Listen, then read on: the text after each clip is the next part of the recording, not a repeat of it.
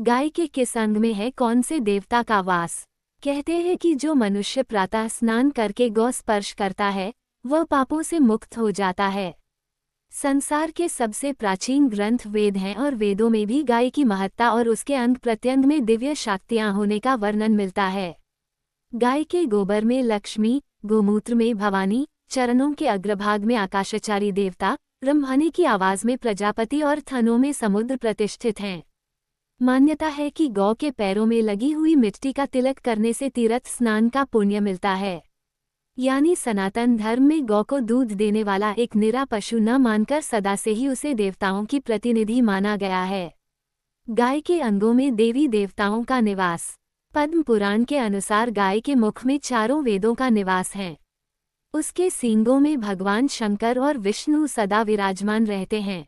गाय के उदर में कार्तिकेय, मस्तक में ब्रह्मा, ललाट में रुद्र, सींगों के अग्रभाग में इंद्र, दोनों कानों में अश्विनी कुमार, नेत्रों में सूर्य और चंद्र, दांतों में गरुड़, जिह्वा में सरस्वती, अपान गुदा में सारे तीर्थ, मूत्र स्थान में गंगा जी, रोमकूपों में ऋषि गण, पृष्ठभाग में यमराज, दक्षिण पार्श्व में वरुण एवं कुबेर, वाम पार्श्व में महाबली यक्ष, मुख के भीतर गंधर्व, नासिका के अग्रभाग में सर्प, खुरों के पिछले भाग में अप्सराएं स्थित हैं।